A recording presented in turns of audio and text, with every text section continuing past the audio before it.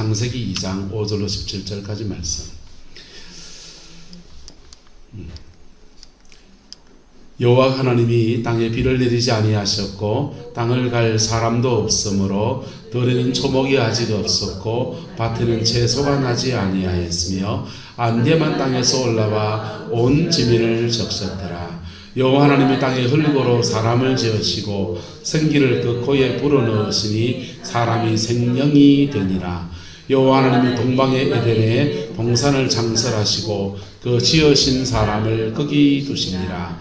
여호와 하나님이 그 땅에서 보기에 아름답고 먹기에 좋은 나무가 나게 하시니 동산 가운데는 생명나무와 선악을 알게 하는 나무도 있더라. 강이 에덴에서 흘러나와 동산을 적시고 거기서부터 갈라져 내 근원이 되었으니 첫째의 이름은 비손이라. 금이 있는 하윌라 온 땅을 둘렀으며 그 땅의 금은 순금이요 그곳에는 베들리엄과 호마노도 있으며 둘째 강의 이름은 기혼이라. 구스 온 땅을 둘렀고 셋째 강의 이름은 히데겔이라. 아수르 동쪽으로 흘렀으며 넷째 강은 유버라데더라. 여호와 하나님이 그 사람을 이끌어 에덴 동산에 두어 그것을 경작하며 지키게 하시고 여호와 하나님이 그 사람에게 명하여 이르시되 동산 각종 나무의 열매는 내가 임의로 먹되 선악을 알게 하는 나무의 열매는 먹지 말라. 내가 먹는 날에는 반드시 죽으리라 하시니라. 아멘. 이 말씀의 축복을 이루어가는 저와 여러분 되기를 예수님의 이름으로 축복합니다. 창세기 적어도 이렇게 성경을 읽다가 보면 아무리 읽다가 보기에도 3장까지 읽잖아요. 그렇죠? 12장까지 읽습니까? 그래서 읽다가 포기하는 사람들이 2장은 넘어섰지요. 그래서 창세기 2장은 너무 잘하는 얘기고 애들 동화책에도 많이 나오는 얘기고, 근데 여기에 담겨있는 비밀스러운 진리, 비밀도 아니죠. 복음안에서 다 열려있는 진리들을 다시 한번 우리 확인하고 우리의 삶의 원리, 사역의 원리들을 좀 찾았으면 좋겠다, 그렇게 생각합니다. 에덴 동산에는 성령의 역사가 4가지 모습으로 등장을 합니다. 처음 들어보죠, 이거는? 처음 들어보죠? 에덴 동산에는 성령의 역사가, 본문을 봐야 되니까 성령의 역사가 4가지 모습으로 등장해요. 4가지 모습에 등장하는데, 첫 번째는 안개가 나옵니다. 뭐가 나온다고요? 안개는 뭐가 없을 때, 경작하는 사람이 없을 때 땅에서 안개만 올라온다. 여러분, 믿음의 사람이 없어도 하나님이 이 땅 가운데 운행하십니다. 불신자들의 세계에도 하나님은 운행하세요. 그럴 때 마치 성령의 역사가 안개같이 물기가 있는데 충분한 것이 아니고, 그래서 판덴베르라고 하는 신학자가 역사계시라는 말을 했어요. 역사 속에서 하나님이 일하시는 것을 보면 하나님 살아계신 걸 인정할 수밖에 없다, 이렇게 말했어요. 불신자들은 하나님이 기성전결을 역사한다는 거예요. 일어날 때가 있고 성하여지다가 말기적 전상을 띄면은 망하고, 근데 그때 역사는 성령이 안개와 같은 겁니다. 근데 안개와 같은 이 땅에는 하나님이 뭐가 없습니까? 창세기에 보면은 하나님이 뭘 내리지 않았고 비를 안 내렸고, 그래서 들에는 뭐가 없고 초목이 없고 채소도 없고 하나님의 뭐가 생명의 풍성이 없는 거예요. 생명의 풍성이 없는 거예요. 이게 첫 번째 성령의 모습입니다. 두 번째는요, 하나님이 흙으로 사람을 만드시고 뭘 부으십니까? 생기를 붓습니다. 생기를 부었더니 생명이 되었다 했어요. 생기를 히브리어로 루하그라고 합니다. 루하그, 하나님의 호흡이라는 뜻이에요. 하나님의 호흡, 이게 성령입니다. 하나님의 호흡. 흙으로 만들어진 인생이 하나님의 호흡, 성령이 임하니까 살아있는 영적인 존재가 되는, 하나님과 교통하는 영적 존재가 되어졌어요. 예수님은 어떤 걸 주러 오는 게 아니고 에덴 동산에 있던 것 주신다고 썼습니다. 그래서 첫사람 아담이 생명, 살아있는 영적인 존재가 되었다는 것 같이 마지막 아담은 살려주는 영이 됐다는 거예요. 마지막 아담 예수부터는 살려주는 영이 되셔서 다시 무엇을 주십니까? 생기를 주십니다. 그래서 헛되에 불과한 인생을 생기를 주셔서 다시 살아있는 영적 존재가 돼서 하나님과 교통하고 하나님의 성령 안에서 믿음의 삶을 살아갈 수 있는 은혜를 받게 하신다는 거예요. 근데 이렇게 흙에서 생명이 된 사람들을 성경은 뭐라 그러냐? 여호와 5절에 여호와 하나님이 땅에 뭘 내리지 않았고 비를 내리지 않았고 땅을 뭐 할 사람? 갈 사람, 경작할 자라고 할 것입니다. 하나님의 성령을 받은 그 사람이 뭐 하는 사람이다? 경작하는 사람이라는 거예요. 이 경작하는 사람이 일어나면 하나님은 뭘 주십니까? 세 번째 성령은 비를 주십니다. 뭘 주신다고요? 비를 주십니다. 하늘에서 폭포수와 같은 장대비가 떨어집니다. 그 비가 떨어질 때 안개로 해결하지 못하는 수많은 역사들이 이 땅 가운데 일으키시는 거예요. 하늘에서는 비가 내리는데 하늘에서 내리는 비가 땅으로 흐르면 뭐라 그럽니까? 그걸 강이라 하는 거예요. 뭐라 한다고요? 그 강이라 합니다. 이 강은 흘러갑니다. 그래서 성령론을 연구해 보면 우리 안에 생기로 임하셔서 우리 안에 내면에 임하시는 성령은 따라서 내조하는 성령. 그걸 내조하는 성령이라고 하는 거예요. 그리고는 폭포수와 같이 우리 위에 비같이 임하시는 성령. 따라서 임하시는 성령. 성령의 역사가 깊어지면 성령이 위로부터 임하시거든. 예수님도 세례 받았을 때 비둘기같이 성령이 임하시고 사도행전 2장에서도 마가의 다락방에도 성령이 위로부터 불같이 임하시고 그래서 내조하는 성령 안에 받은 사람이 일어나면 하나님은 뭘 내리시고 은혜의 단비를 내려주시고 은혜의 단비가 이 강이 되어서 땅을 흐르기 시작할 때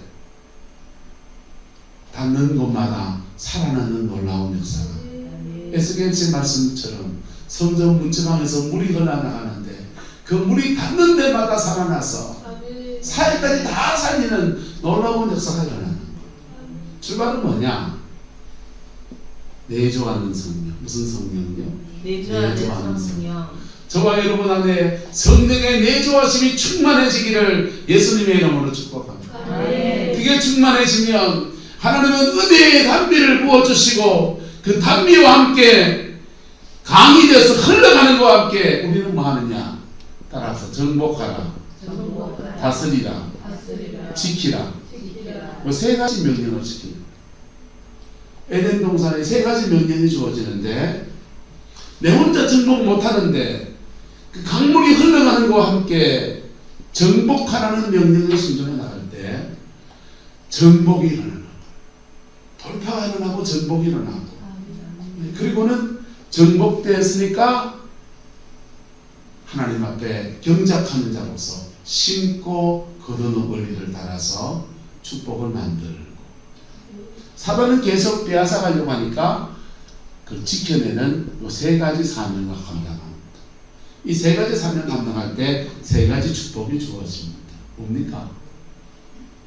생육하라, 번성하라, 충만하라. 할렐루야. 이게 에덴 동산 이야기예요. 에덴 동산의 이야기인데 역사 속에서 이것이 수없이 부흥이 일어나는 데마다 반복돼요.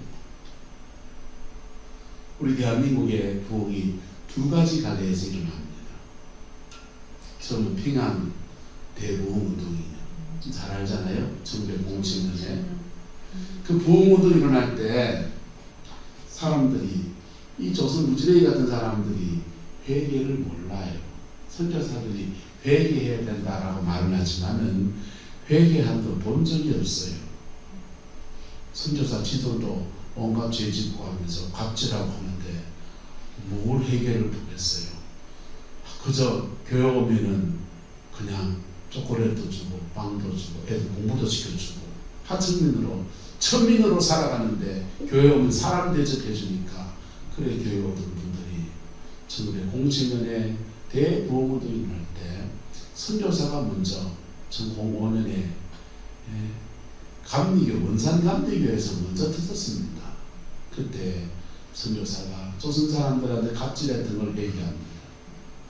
회개하는 걸 보면서 회개가 뭔 줄 아는 거예요. 그리고는 원산에서 부흥이 일어나니까 그 부흥의 불을 장대현 교회 옮겨서 한 번 더 하는데 그때 길선준 목사님이 회개합니다. 회개했더니 흑되게 불과한 인생 안에 누가 임합니까? 생기, 성령이 임하시는 거예요. 성령 안에서 생명이 되어서 살아있는 영적인 존재가 되어서 믿음의 사람들이 막 일어나게 돼요. 이게 복음주의 부흥운동. 무슨 부흥운동? 복음주의 부흥운동. 미국에는 대각성운동이에요. 각성, 회개와 각성을 통한 부흥운동입니다.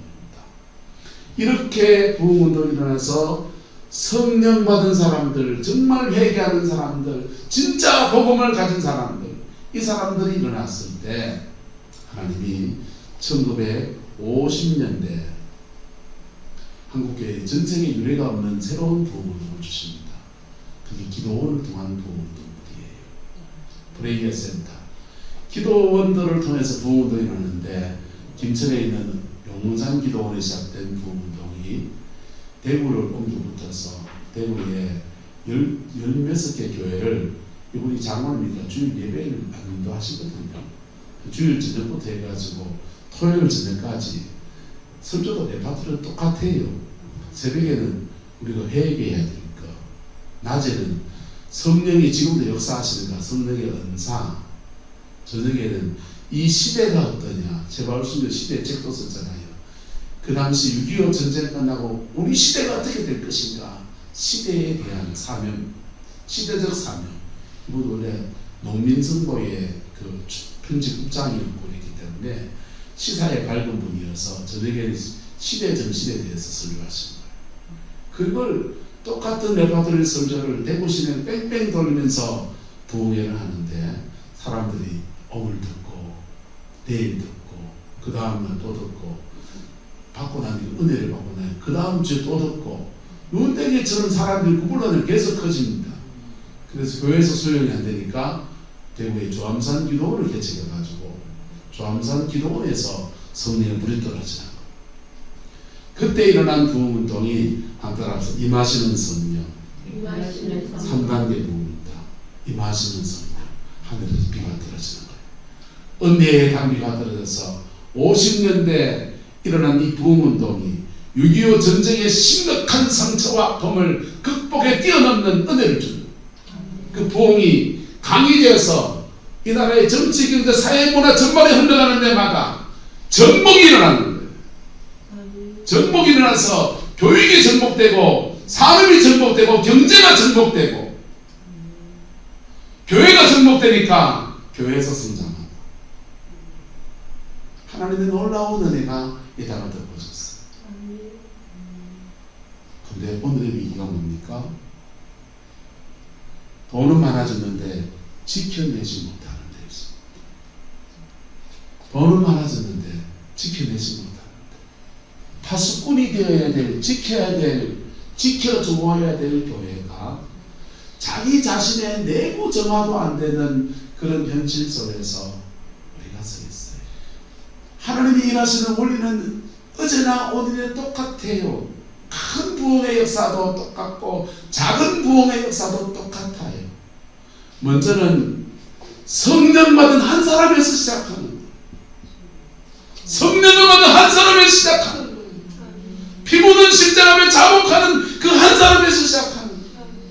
그 사람이 하나님 이곳에 비를 내려주세요.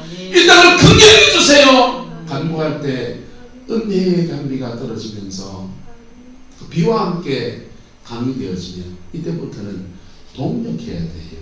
뭐 해야 된다고요? 저는 청년 때 보좌로부터 물이 흘러 닿는 곳마다 새로워지네. 동쪽! 동쪽! 얼마나 신나든지. 그래서 은혜의 단비가 떨어지면 부흥이 그냥 나오는 줄 알았어요. 거짓말입니다. 그 비와 함께 가야 돼요. 누군가 가야 되거든. 그 비와 함께 가야 하거든. 저는 우리 교단에 김재롱 목사님 좀 좋아합니다. 정치적 모습은 좀 다릅니다. 나는 그분을 좋아합니다. 왜 좋아하느냐? 그분 청계천에서 젊은 신학도 시절에 거기서 능마주의 하면서 복음을 전하고 그 사람들을 세웠습니다. 근데 그게 너무 힘들고 고달프고 괴롭고 맨날 그런 사람만 상대하니까 사모님이 도망가 버렸습니다. 애들이 도망가는 그런 상처를 안고 있어요. 마침 정부에서 청계천을 다 철거하고 고가도로를 내기로 결정했습니다. 그래서 교회 있는 사람 다 데모였습니다. 우리도 살 길을 열어달라. 우리는 인간 아니다. 했더니 남양반에 간접지 땅을 내줬습니다. 그래서 그 사람들이 다 이상합니다. 저희 통합적에 신학교 그분 장로회 신학교 나왔잖아요. 좋은 신학교거든요. 좋은 신학교 나왔는데 내 이마에 했으면 됐지. 이래 어려운 사람들을 섬기느라고 마누라는 도망가 버리고 이곳에 이만큼 했으면 됐지. 감옥에도 한번 갔다 왔고 이곳에 했으면 됐지. 저 사람들 데리고 남양만까지 내가 따라가야 되나 안 따라가야 되나? 그거 가면 누가 또 교회 세워서 목회하겠지. 그럴 수 있습니까? 없습니까? 저 같으면 그럴 것 같아. 서울 시내 내 이만큼 고생했는데 하나님 저를 명락교회 담임 목사로 앉혀 주옵소서. 하나님 저 이만큼 고생했는데 세문안 교회 담임 목사로 가면 안 될까요? 하나님 저 이만큼 고생했는데 인천주 안장로교회 담임으로 가면 안 될까요?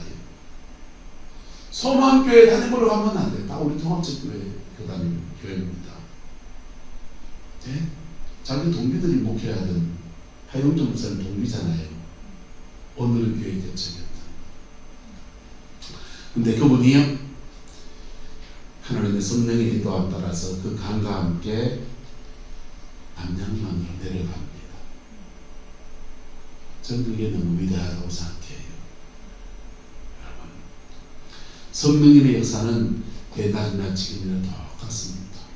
흙으로 만들어진 보잘것없는 우리 안에 주의 성령을 담아주시고 정말 회개하는 자에게 정말 마음에 무거운 짐지고 용서하는 자에게 성령을 주시고 그 성령 받은 사람들이 나는 이래 은혜 받아 좋은데 우리 가정은 어떡합니까? 우리 동네는 어떡합니까? 기도할 때 하나님의 은혜의 단비를 폭포수와 같이 내려주시고 그 비와 함께 그 비가 강하게 흘러갈 때 정복 여정을 따라 나선 사람을 통해서 하나님의 놀라운 역사들이 이루어지는 겁니다. 전라도에 가면 정도라는 곳에 문중경 전도사님이 복음전에서 섬 식구들 90% 복음화시킨 아름다운 여정이 있잖아요. 경상도에는 없을까요? 우리 경상도에 살잖아요. 그분은 6.25 때 순교를 해서 유명해져서 드러나 있지만 이 경상도 땅 곳곳에 무명의 종들을 통해서 엄청난 부흥들이 너무너무 많이 일어났습니다. 김천에 용문한 기록은 이단지 돼가지고 그 트롯이 하고 있지만은 한국 교회사 안에 사실은 다 발굴해야 될 자료들이거든요. 그 용문산 수사가 울릉도에 들어가서 섬마을 돌아다니면서 무당들하고 영적 전쟁한 예수신이 세냐 무당신이 세냐 그거 이겨붙습니다. 그리고는 울릉도에 저도 바닷가에 목회하지만 미신이 심한 그 동네에 무당들이 짝대기 들고 흔드는 그 동네에 교회가 교인들이 80% 넘어가는 놀라운 부흥의 역사가 그거는 누가 절세 오면 동네 사람은 데모합니다. 직업 떨어지고로. 교회는 교회에서 오면 데모합니다. 동일한 이유로 직업 떨어지고로. 경북 청송 땅에는 진보 해성교회라는 조그마한 교회가 있었습니다. 그 교회에 출석하시는 집사님 한 분이 계신데 이덕진 집사님 한 분이 계셨어요. 이분이 하나님의 은혜를 받고 너무 은혜를 받아가지고 학교 체육 선생님이었는데 그 선생님 사임하고서 목사님이 되셨어요. 그런데 목사가 되기 전에 그 동네에 그 집사인데 잡사 한 사람이 있습니다. 그냥 잡사에 그냥 술 먹고 담배 붓고 뭐 그냥 잡사예요. 잡사. 그냥 마누라 때문에 교회 끌려가는 잡사예요. 잡사인데 부인이 신앙이 좋으니까 그분한테 우리 신랑 위해서 기도하면 해주세요. 담배를 피사서 못 견디겠습니다. 그래가 기도 한번 해주고 갔어요. 기도 한번 해주는데 이분이 담배가 끊어진 거예요. 담배 끊어진 사람이 누구냐? 박효진 집사입니다. 박효진은 알죠?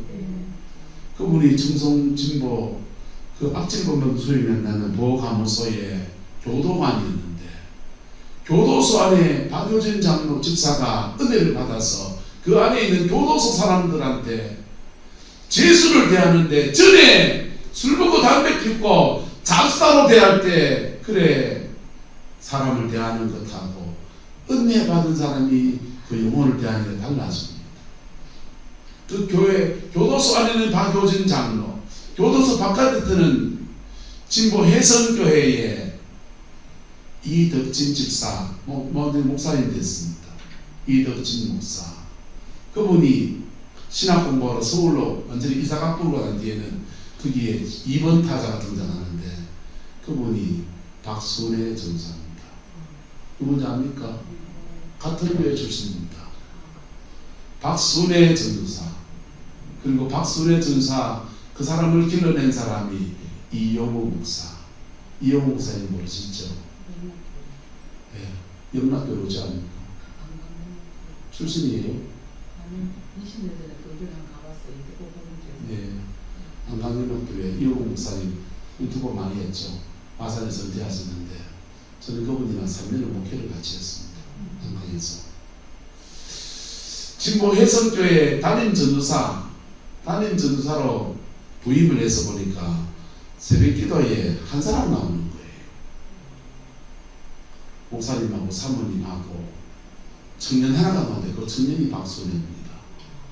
상처 많고 어부도 오빠한테 성폭행 당하고 엄마 찾아 산말리에서 초등학교 2학년 중퇴한 실력에 손에 내려와 있는 별 볼일 없는 청년 하나. 오는 사람이 그 사람밖에 없으니 그 사람 붙들고 목회하는. 근데 그 사람 제대로 하나님 앞에 변화되어지고 성령의 생기를 받으니까 박순애 전사가 정성 교도소 바깥에서 교도소 안으로 간증하러 들어가. 그 안에서 성령의 역사가 일어나. 그리고 그것을 함께 진도주의하는 목회자 이영우 목사가 들어붙어가지고 함께 그 일들을 만들어갈 때 정성진보에서 수많은 하나님의 종들이 일어납니다. 교도소의 부흥이 일어납니다. 그게 하나님이 하셨던 이 땅 가운데 하셨던 놀라운 은혜들이에요. 오늘 시대는 너무 안타까운 일시는 뭡니까? 이 위대한 유산들을 다 잃어버립니다. 엄청난 유산들을 다 잃어버립니다. 제 처남이 필리핀에 선교사로 가 있는데 선교지 가면 후임 선교사를 찾을 수가 후임 선교사로 오겠다는 사람들이 이두고 심의를 하니까 심의들이 많이 갑니다. 이 나이에라도 주의 사명을 잡고서 하시는데 늙은 나라도 나를 건져 주옵소서 하는데 여러분 이 나이 되면요 당뇨 오고요. 이 나이 되면 심장에 스탠드 한두 개쯤 박아놓고 있고요. 이 나이 되면 무릎하게 뭐하나 연골 수술해가 이래 다니고 있고 이 나이 되면 간이 안 좋다, 뭐가 안 좋다 해가지고요. 병원에 약봉지를 달고 살아요. 네? 서재원 씨가 생겨서 돌아가셨는데요. 가정사에 복잡한 것도 있지만은 그분 당뇨 있잖아요. 근데 그건 하나 갖다가 열악한 의료 환경에서 그만 주사 속으로 돌아가신 거예요. 젊은 경상도 기계시에 보는 젊은 애가 왜 더 갑니까? 뭐가 씨앗가지. 은혜를 받고 뭐가 씨앗가잖아요. 은혜를 받고 뭐가 씨앗가는데 그 은혜가 언제 옵니까? 부흥이 올 때 오는 거예요. 부흥이 사라진 시대가 되니까 신학교 가도 젊은 기기셰퍼라는 애들이 없어요. 선교지 후보사도 인도급은 젊은 분들이 보이네요. 기적입니다. 어째 이런 일이? 눈을 씻어봐도 젊은 사람이 없어요. 신학교 가면 만학도들이 많은데요. 만학도 중에 또 많은 분이 이혼녀들입니다. 가정이 깨지고 그러면은 내 가정이 깨지고 한국 땅에서 이혼녀라는 낙인 찍고 살아가는 게 되게 힘든 일이잖아요. 그렇죠? 근데 신학교 가서 노사 딱지를 딱 붙이는 순간 이게 세부 세탁이 돼요. 그건 좀 인간적인 계획이죠. 근데 내가 젊은 날 하나님 앞에 서원하고 기도했는데 그거 안에서 내 가정이 깨졌나 이런 생각도 들고 여러저런 이유로 신학가고 그럽니다. 하나님이 부르시면 다양하니까 존중합니다. 그런데 이 땅에 지금 부흥이 사라진 오늘 시대의 모습. 하나님은 동일한 원리 안에서 다시 우리에게 말씀하십니다. 우리 안에 성령의 생기로 충만해져야 합니다. 우리 안에 내주하시는 성령의 역사가 다시 우어져야 돼요. 그리고 그 성령 받은 사람들이 하나님이 여기는 어떡합니까? 민족은 어떡합니까? 나라는 어떡합니까? 저 나라는 어떡합니까? 할 때 하나님의 은혜의 단비가 다시 쏟아집니다. 그리고 그 비가 강이 되어 흘러갈 때 그 강과 함께 발려나가면 정복의 역사가 이루어져요. 정복한 데서 말씀을 가르치고 양육하고 목사는 말씀을 가지고 양육하고 기업가는 자신의 기업들을 일구어 나가고 교육자는 학교 현장에서 애들을 가르치고 그리고는 언제나 마귀는 다시 틈타기 때문에 지켜나가는 이 세 가지를 해나가면서 생육하고 번성하고 그다음에 충만한 아름다운 역사를 펴나가는 것. 한국교회 실패입니까? 실패 아닙니까? 한국교회는 지금 실패하고 있는 겁니다. 믿음의 선배들 60년대 70년대 그렇게 신학 공부도 못하고 신학교 뒷문으로 졸업하신 분들이 무식하게 기도해서 이루어놓은 이 정복의 터 위에서 기업체를 일구고 학교를 세우고 수많은 것들을 일구어서 많은 유산을 가지게 됐는데 지켜내지 못하고 있어요. 지켜내지 못한 현상 안에서 우리는 굉장한 위기를 안고 있습니다. 아파트에 투자해놔야 됩니까? 정권에 넣어놔야 됩니까? 미국 국채를 사야 됩니까? 중국 위엔화를 사야 됩니까? 일본 돈 엔화를 사놔야 됩니까? 어느 것 하나 안전하지 못한 비트코인 해야 됩니까? 어느 것 하나 안전하지 않아요. 중국은 필연적으로 태평양으로 나오려고 해요. 바다를 길라고 해요. 나오려고 그러면 뭐하고 부딪히냐? 대만하고 부딪히는 겁니다. 대만하고 부딪히고 미국, 중국은 2025년도까지 중국, 대만을 통일해야 되겠다. 우리나라가 우리의 소원은 통일, 북한 애들도 우리의 소원은 통일 하는데 걔들은 걔들대로 통일이고 우리는 우리대로 통일을 말했어요. 근데 중국 애들도 우리의 소원은 통일, 통일 비용을 많이 지불할 수 있는데 그에보다 더 많은 이득을 얻는다면 경제적으로 득이잖아요. 중국은 대만을 먹지 않으면 태평양으로 나오는 길이 막혀요. 뭐해야 됩니까? 안 뭐해야 됩니까? 자기 입장에서 먹어야 돼요. 국제적으로는 하나의 중국 원칙, 우리나라도 지키고 있잖아요. 하나의 중국 원칙. 대만은 나라로 인정하지 않잖아요. 근데 대만을 먹으면 태평양으로 나오니까 미국은 틀막을 나가고, 근데 우리나라가 석유를 수입해 오는 것도 유럽으로 수출하는 물건들도 전부 다 어느 해로 지나냐? 대만 해로 지나갑니다. 인도네시아 말라카 해협하고 두 군데를 지납니다. 그걸 지나서 수에즈 운하를 지나서 유럽으로 가고 그래 가는 거예요. 그 길목에 대만이 잡혀 있어요. 우리는 대만이 공격당하는 순간 주한미군이기 때문에 미군은 자동 진출하려고 하거든요. 미군이 못 되게 하려면 중국이 뭐부터 쳐야 됩니까? 평택부터 부사해야 됩니다. 미군이 대한민국에 왜 와 있습니까? 우리나라 지켜주려고요. 반밖에 안 되는 얘기고, 소련이 위협할 때는 동두천에다가 미군 부대를 갖다 놨습니다. 소련이 위협이 안 될 때는 미군 부대를 평택에 갖다 놨습니다. 어디와 가깝게 하려고? 니하오마 중국이랑 가깝게 하려고. 국제정세가 복잡한 상황 안에서 우리는 앉아있고, 그리고는 돈 많다고 지금 등 다시고 배부르다고 그러고 앉아있습니다. 그럴 때가 아니에요. 껴 있어야 합니다. 껴 있어야 돼요. 그 나라가 정치 지도자는 그 걱정해야 되지만, 문제는 교회는 뭐 해야 되냐 말입니다. 신앙은 뭐 해야 되냐 말입니다. 신앙의 기본으로 다시 돌아가는 겁니다. 저와 여러분 안에 성령의 생기가 충만해지기를 예수 이름으로 축복합니다. 성령은 거룩한 영이어서 우리의 거룩과 관계에서 임하십니다. 거룩한 영이어서.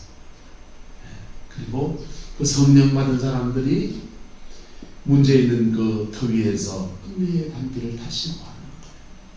다시 구할 때 비가 내려오고 그것이 강이 되면서 다시 변화시키는, 다시 새롭게 하는 놀라운 역사가 이 땅에 이루어졌고, 지금도 주님은 그렇게 일하십니다.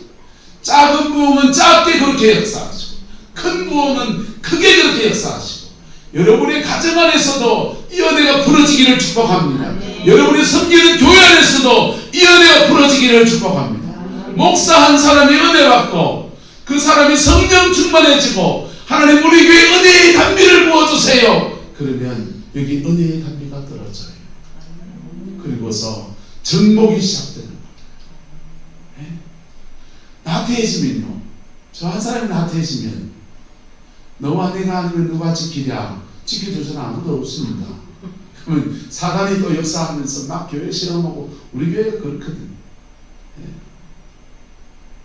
작은 부흥은 그렇게 작게 하고, 큰 부흥은 큰게 그렇게 하고, 그 부흥의 열매 안에서 선교도 하고, 그 부흥의 열매 안에서 수많은 영혼의 축복도 누리고, 하나님이 주는 생육하고 번성하고 땅에 충만한 그 놀라운 복과 은혜가 함께하는 겁니다. 그것을 이루어가는 인터컵이 되시고, 또 저도 되고 여러분도 되기를 예수 이름으로 축복합니다. 기도하겠습니다.